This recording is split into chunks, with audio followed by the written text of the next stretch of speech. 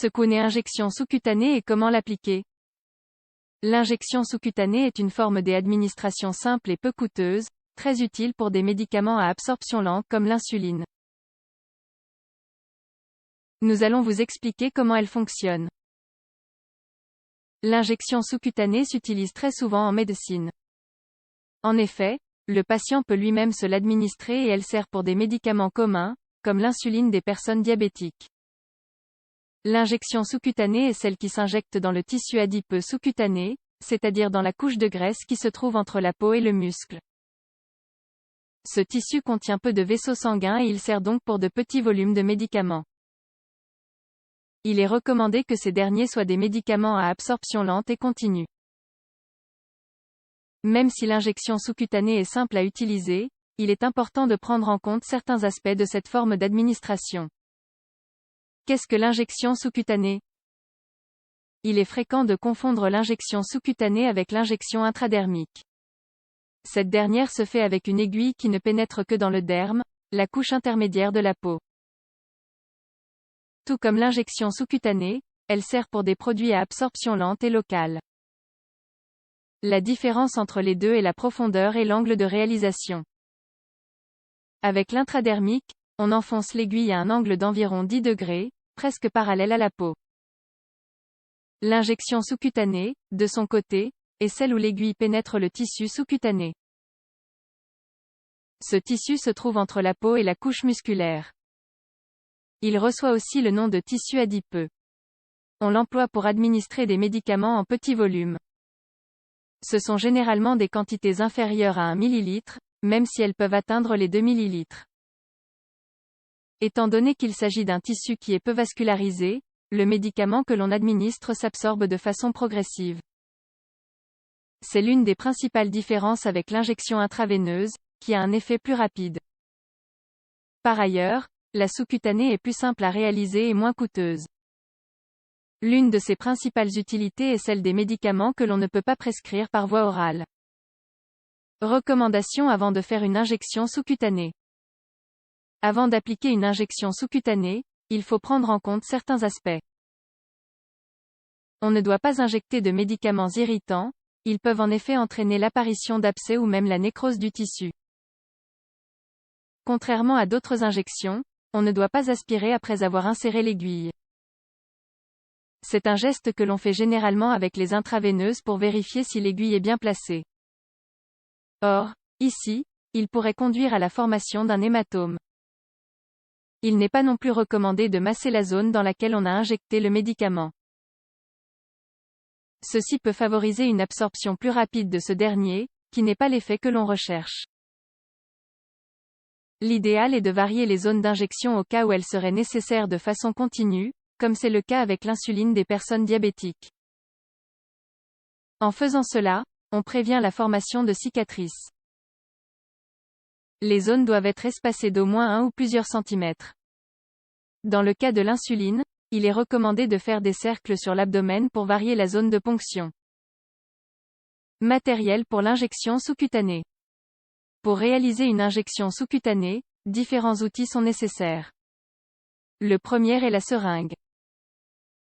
Celle-ci se compose de 3 parties: l'aiguille, le baril et le piston. L'aiguille est la partie qui doit pénétrer la peau, tandis que le baril est l'endroit où l'on stocke le médicament. Le piston sert à introduire et extraire le médicament de la seringue. Les seringues peuvent avoir différentes capacités. Toutes se composent de marques qui aident à savoir combien de millilitres on va administrer ou combien d'unités internationales. Pour réaliser une injection sous-cutanée, on doit utiliser une aiguille neuve à chaque fois. Elles doivent être de la bonne taille. L'idéal est de porter des gants jetables au moment de manipuler l'aiguille ou la seringue car cela permet de diminuer le risque d'infection.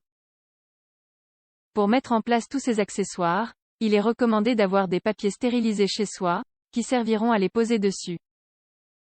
Par ailleurs, disposer d'alcool désinfectant ou de lingettes avec alcool est aussi utile. À quelle profondeur doit aller l'aiguille? L'injection sous-cutanée doit se faire à une certaine profondeur et à un angle adéquat.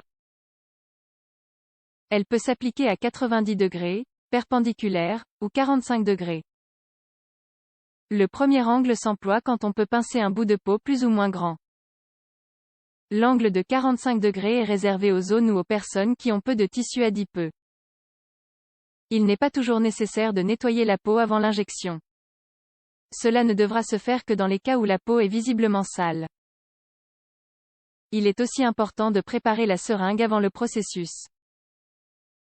On la tient avec sa main la plus habile, entre le pouce et l'index.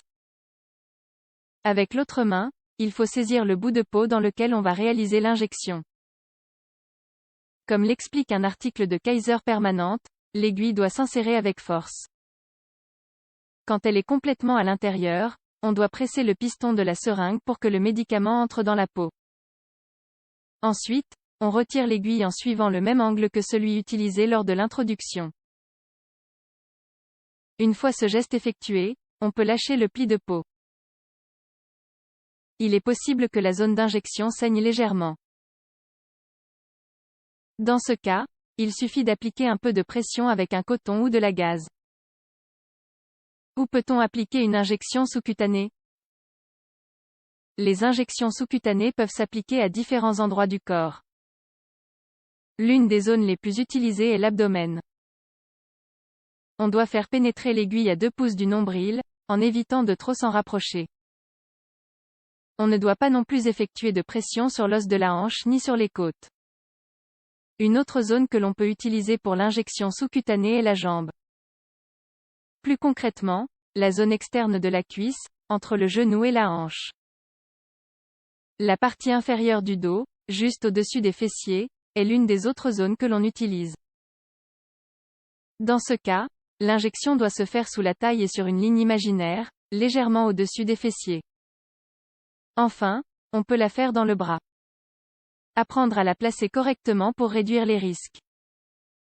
L'injection sous-cutanée est un type d'injection que l'on réalise dans le tissu gras situé entre la peau et le muscle. On l'utilise pour administrer de petits volumes de médicaments. Il doit s'agir de médicaments qui nécessitent une absorption lente et graduelle. L'un de ses principaux usages est l'administration d'insuline.